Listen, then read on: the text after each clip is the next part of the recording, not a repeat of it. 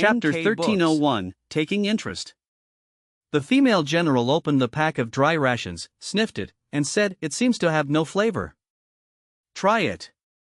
Taishu suppressed his laugh. "All right." Louis Meng bit a piece of the ration. The car fell silent for 3 seconds, her face full of shock, the ration intact, but her jaw ached. Ha ha ha. Yunhan and the others burst into laughter. "Why is it so hard?" Louis Meng exclaimed. Louis Shu silently turned away, pretending not to know her sister. Yunhan said, "Sister Meng, you must bite in small pieces, if you take a big bite you cannot chew. And the taste of the ration, it truly cannot be eaten." She said seriously. "Ah, then I will not eat." Louis Meng gave up. Then she waved her hand. "All right, I will endure a little more." The convoy accelerated, the traffic had cleared, speed finally increased. "Once we return, I will feast to comfort my frightened soul," Louis Meng declared. Louis Shu glanced at her sister. "Do you want to become a pig?" "Of course not, I train." Louis Meng pouted. "Am I blind?" Louis Shu muttered, recalling she had not seen her sister train since the island. "Well, today I will start training again." Louis Meng smiled awkwardly. "I doubt you." Louis Shu dismissed her. "You said the same before, and the result you know." She smiled politely, as if certain. Suddenly the armored car jolted and stopped. "Brake!" "Ah, what happened?" The women lurched forward, but the seatbelts pulled them back, their hearts racing. "A collision." Feng frowned, but it was more like a trap. The front car suddenly braked, turned, and rammed them. Then cars blocked both sides and behind. "Trouble," Feng said. "Sir, no need to hesitate, just step on the gas," Tide said calmly. "As you wish." Feng grinned and stomped on the gas. The armored car pushed the front vehicle and charged forward. "What the hell?" The enemy driver cursed, his brakes useless. "Damn, are you weak?" The passenger cursed. "Useless fool." "What did you say?" They argued, but a voice on the headset silenced them. "Do not dare." The driver stopped arguing. "Oof." The passenger also quieted. "No matter what, trap them or face the boss." A stern male voice ordered. "Yes." 7 or 8 male voices answered. "Attack fast and end it quickly." "Yes." In the armored car, Feng frowned, sensing danger. "Everyone sit tight," he warned. "Yes." Yunhan and the sisters checked their belts and held their heads. Taishu drew his gun, loaded smoothly, his face now cold. "The lady is here, and they dared to block us." Tide swung out a machine gun, clearly ready. "Do not be rash, too many cars here, innocents could be harmed," Feng said calmly. "Wait a bit, cars will thin," Tide muttered. "Patience, a curve ahead, we can exit the highway." Feng steered, sticking close to another car, danger lessened. "Brake!" The armored car jolted again, another car struck. "Damn!" Feng cursed, one hand on the wheel, the other reaching out. "Give me the machine gun." "Yunhan, hold the wheel." He took the gun, ready to open the door. "Ah! I cannot drive." Yunhan panicked. "It is fine, straight road ahead, just keep it steady," he reassured, then released the wheel. "Feng, what are you doing?"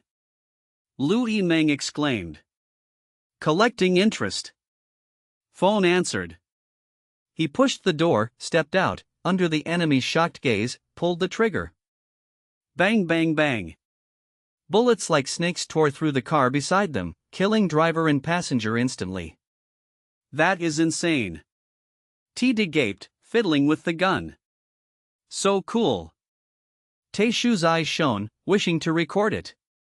Far away, other drivers were stunned. Is this filming? Must be, but the props are too real, live shoot, very professional. Why do I feel terrified, not a film? Chapter 1302, Anger. The black car was riddled with bullets and caught fire. 2 unlucky cars nearby were also dragged into the chaos. Settle it. So Fong turned back inside, handed the machine gun to Tae Dai, then grabbed the wheel again. That was terrifying. Van Han sat up straight, breath rapid. Relax, it is fine. So Fong quickly soothed her. You were too reckless just now. Van Han scolded sternly. Even if you look cool, what if you got hurt? So Fong laughed, amused that she praised while scolding. I declare, you are my idol now. Tae Dai suddenly said seriously. Stop fooling, we must escape first. Lu Waimong felt headache. How could they still chat in such danger? All right, hold tight. So Fong glanced ahead, the turn was near. Bang! White cracks spread on the bulletproof glass, hit by shots. It held. Lu Waimong sighed in relief, the glass truly worked. Tae Dai lowered the glass proudly. Yes, this is the newest bulletproof glass. But more bullets rained quickly. TCH. Tae Dai darkened face, reloaded the gun. They come too fast. Tae Tu muttered, raised her gun to fire back. Shards cut Lu Waimong, leaving tiny wounds, nearly scarring her face. Red blood on dark skin bloomed like a rose. The armored car swerved, barely avoided, the narrow road allowed only 2 cars side by side. They dashed onto cement road, surrounded by wasteland and working excavators. NK books. Before they stopped, the black car encircled them. Stay inside, glass may fail but steel plate is solid. Tae Dai lifted his gun. Fine. Lu Wai Thursday pulled her sister, stern eyes warning. I will not get out. Lu Waimong pouted. Be good, wait inside, I will return soon. Murderous intent flashed in So Fong's eyes, yet he still patted her head gently. Be careful. Van Han's lips trembled, she could only say this. Okay. So Fong gripped his gun, alert. I want to shoot them into a sieve. Tae Dai growled. Bang! Damn it! Tae Dai slammed door shut, face black. Tae Tu also retreated, bullets hammered the car. Tae Dai felt stifled, trapped with no way to fight directly. These foes are not ordinary. So Fong closed the door, helpless. What now, we cannot last. Tae Tu asked seriously. We finish a few first. So Fong breathed deep, aimed through mirror. He saw the driver's seat of the black car. A 3-dimensional image formed in his mind, he pulled the trigger. The first shot blew off the driver's head. Adjusting aim, he fired again, killing the passenger. Gunfire outside fell silent, so Fong calmly pulled back. Amazing. Tae Tu thrilled, she saw all through the mirror. Perfect aim, teach me to shoot, I can pay. Tae Dai eyes shone. How much? So Fong asked casually. Ha? Tae Dai stunned, not expected. 50,000 yuan? Tae Dai blurted. Deal. So Fong smirked, teaching one or many made no difference, more money was better. Great, I will find you later. Tae Dai rejoiced. Not yet, wait until we reach Daimong Trake. So Fong said. No need, Tae family has training ground. Tae Dai replied. And be watched by everyone? So Fong smirked. Tae Dai laughed awkwardly, dropped it. At this time, chatting, is that proper? Van Han trembled. Lu Wai Thursday pale, curled on seat, hearing her thoughts spoken, nodded quickly. Tae Dai chuckled awkwardly. Bang! Gunfire again, then a grenade flew into the car. Lu's sisters froze, only Tae's siblings reacted, reaching out. I got it. So Fong snatched, hurled it outside, hitting another black car. Next instant, explosion roared.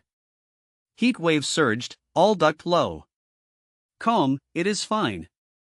So Fong patted the girl back, voice gentle though face grim. Are these people insane? Lu Waimong nearly cried, palms sweating, face pale. Lu Wai Thursday no better, after near death, her heart raced wildly. Is everyone all right? Tai Dai asked. We are fine. So Fong replied. He drew breath, pushed door open, and stepped out. Chapter 1303, Life on the Brink. Did So Fong get out of the car? Tai Dai finally regained her senses, her face changed, she hurriedly grabbed the machine gun to rush out and help. Without hesitation, she and Tai Tu pushed the door open and got out.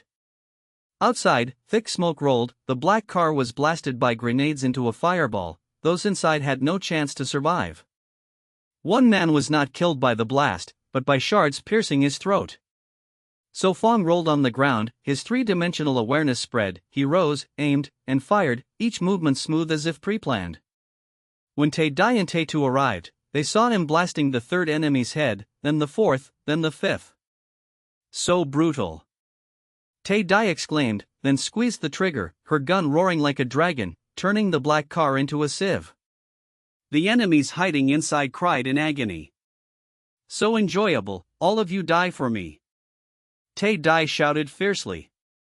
So Fong felt embarrassed, muttering, what a fierce woman. Soon the bullets ran out, enemies suffered greatly, only 3 survived barely alive, the rest had no strength left. A man panicked, but before he could react, Tai Dai dragged him out and smashed his temple with a heavy punch. Bang! His eyes rolled back, unconscious, his fate unknown. Bang! Another shot rang, but it hit Tai Tuesday. Her stomach was pierced, her face pale, she collapsed in pain. Tai Tuesday. Tai Dai cried in shock. Take care of her. So Fong frowned, striding toward the other car. Guided by instinct, he dodged bullets, rage filled his chest, he broke an enemy's neck with bare hands. Tai Dai knelt, pressing the wound, blood gushed out endlessly. Heavens, quick, the medical kit, bring me the kit. Lu Waimong screamed. Van Han panicked, grabbed the kit and rushed out. She knelt beside Tai Dai, trembling as she opened it, pulling out gauze and hemostatic medicine.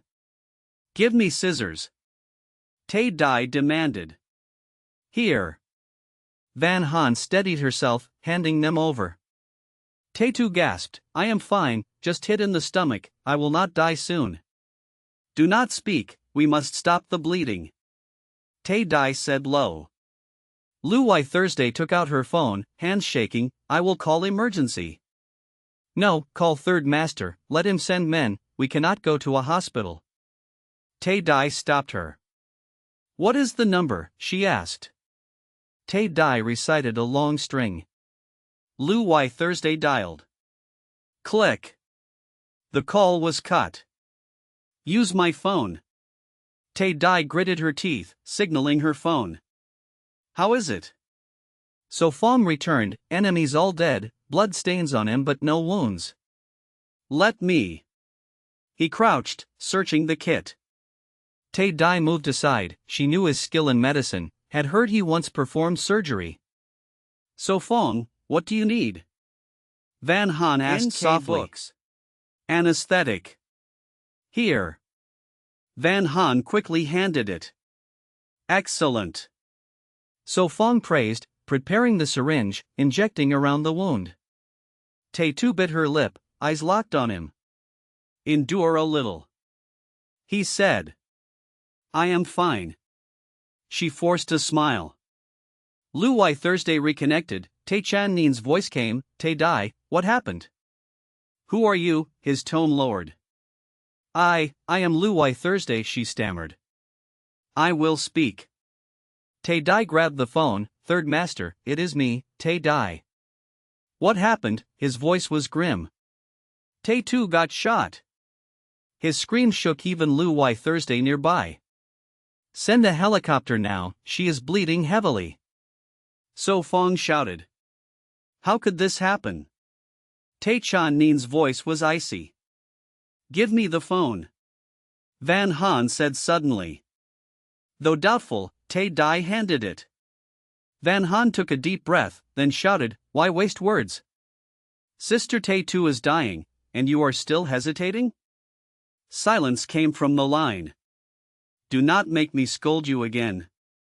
Van Han's voice shook with tears yet was strong. After a pause, Tae Chan Nin answered, Fine, I know, the helicopter and doctor are coming, tell So Fong to keep her alive. Tae Dai gaped in awe, giving the girl a thumbs up. Chapter 1304, Incision to Stop Bleeding. All right. Tae Dai could not help but look at the girl wiping her tears, daring to shout at Third Master with unusually cold words. Sister Tae too, you must hold on, the rescue team will arrive soon. Van Han knelt by Tae too, softly encouraging. What is the situation now? Lu Wai Thursday asked anxiously. Internal bleeding, urgent hemostasis is needed. So Fong's expression was grave. Surgery? Tae Dai took a deep breath, knowing internal bleeding meant cutting open. Yet in this environment, surgery risked deadly infection. No other way? Tae Dai hesitated, unwilling to allow it, for without medical equipment any mishap meant despair. Yes, start praying now. So Fong replied calmly. If prayers work, why need a doctor? Tae Dai muttered helplessly. With this blood loss, within less than 20 minutes she will go into shock from hemorrhage. So Fong placed his hand lightly on Tae Tu's abdomen, continuing. Here there is no transfusion equipment, no blood supply, no medicine, incision is the only option. Ugh. Tae Tu groaned in pain, weakly rasping. Do it, I trust Mr. So. Tae Tu, this cannot be reckless, one mistake means death. Tae Dai worried, glancing at So Fong. I do not doubt you, but this is too dangerous. Understood. So Fong shrugged. Not cutting means death anyway, why not try? Lu Wai Mong spoke. Wai Mong, shut up, obey. Lu Wai Thursday pulled her sister's sleeve. Lu Wai Mong insisted. I am not wrong, cutting may stop bleeding and save her, not cutting means death, so why not try? Cough. But Tae Dai was deeply torn. Sister. Tae Tu tried to speak. So Fong reminded. The anesthetic is limited, soon it will hurt terribly, can you endure? Tae Dai opened her mouth but could not oppose. I can, at worst I faint, then I feel nothing. Tae Tu gave a bitter smile. Then faint first. So Fong smirked, pressing a point on her head. She soon slipped into unconsciousness. He took iodine from the medical kit, disinfected around the wound, sterilized the scalpel over fire, then with hydrogen peroxide. Move lightly, do not breathe heavily, avoid dust, then extinguish the torch, hidden danger is great. So Fong ordered. All right. Tae Dai breathed deep, grabbed the extinguisher, ran toward the burning car. What are you doing?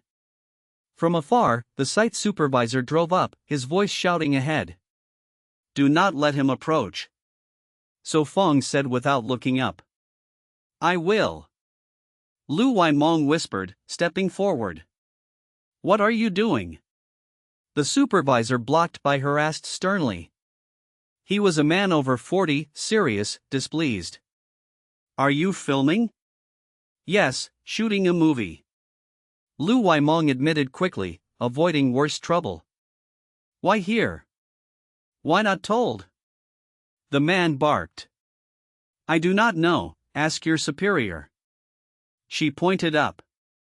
Wait, I call. He got off, eyed them, reached for his phone. Lu Wai Mong turned pale, quickly said. You do not know me? Why should I? He squinted, then startled. Hey, you look familiar. Think carefully. Her eyes lit. Have you seen Wild Survival 365 Days? She prompted. I have. He nodded, then exclaimed. You are Lu Waimong. Yes, that is me. She smiled, lifted her chin, short hair swaying. The man grew excited, fumbling for his phone. Can I take a photo with you? Of course. She adjusted clothes, stood beside him, one arm's length away, cautious of his moves. Luckily he behaved, only taking a few selfies. Then he stowed the phone, praising. In person you are even prettier. Hee, thank you. She laughed lightly. Who are those filming? He asked curiously. So Fong and Van Han. She answered. Great, I want their autographs. He grew more excited. No, not now, they are filming, you will disturb them. She stopped him quickly. True, then later. He smiled kindly. Chapter 1305, Filming Books. Tae-tu frowned, eyes still tightly shut. The clamp. Sua Fong whispered. Van Han silently handed the clamp. Sua Fong took a deep breath, focused, carefully probed the wound with the clamp, and visualized the three-dimensional image. Moments passed, he pulled out the bullet fragment, blood gushed fiercely. He tossed the clamp aside, put on gloves, then used his bare hand to press inside Tae-tu's abdomen, searching for the bleeding point. How is it? Tae-dai returned after putting out the fire, tying the unconscious enemies. The bleeding is stopped for now, the rest must wait at the hospital. Sua Fong replied. His hand remained still to keep the bleeding from resuming. Not stitching the wound? Van Han softly asked, holding the suture kit. Can you do it? Sua Fong gently asked. Ah, I cannot. Van Han quickly shook her head. Sua Fong chuckled warmly. Then wait for the hospital, stopping the bleeding is enough now. All right. The women sighed in relief. Is Xiaotu's life in danger? Tae-dai asked. Hard to say. Sua Fong answered. Why has the helicopter not arrived? Lu Wai Thursday worriedly looked to the sky. Soon. You are the green grass of spring, the bird of autumn. Sua Fong's phone rang. Van Han pulled it out, it was Wu Tin Noyet calling. Answer it. Sua Fong nodded, watching Lu Wai Meng chatting happily with the uncle. Hello? Van Han answered. Why are you not back yet? Wu Tin Noyet asked. Something happened. Van Han looked at Sua Fong.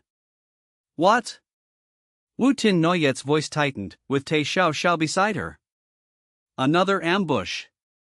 Wu Tin Noyet exclaimed. Are you all safe? Tae Xiao asked anxiously. Only Sister Tae-tu was injured, the rest are fine. Van Han replied. Where are you?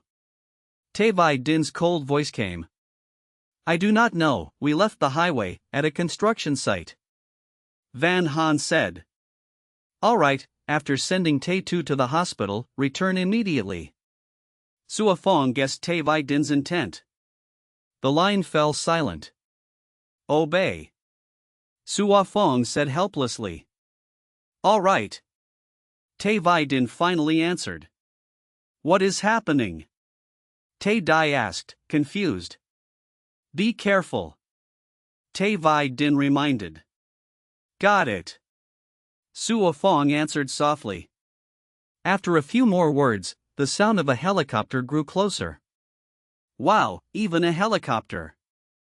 The uncle exclaimed. I will help, we'll return later. Lu Wai Meng smiled.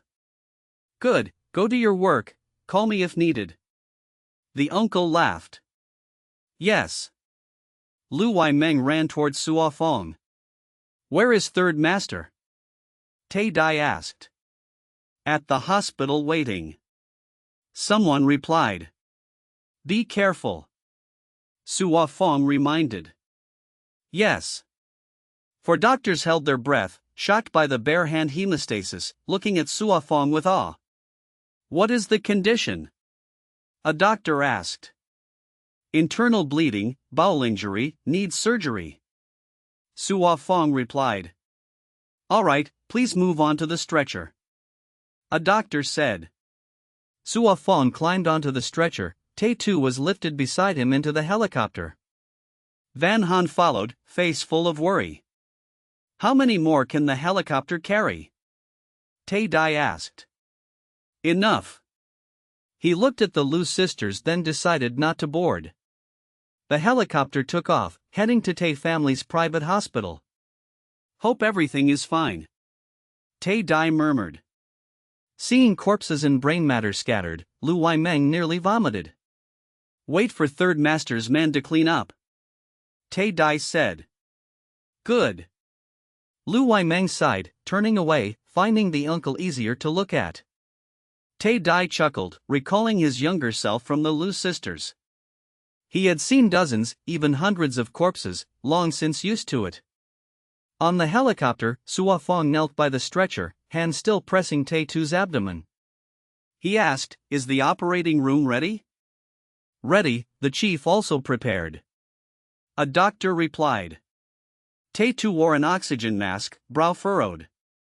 Suo Fong glanced, then asked, Do you have anesthetic? Yes.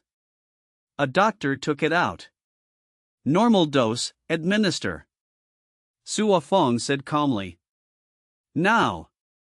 Anesthetize now? The doctor was shocked. Suo Fong looked up, voice even. She will wake soon, without it she will faint from the pain.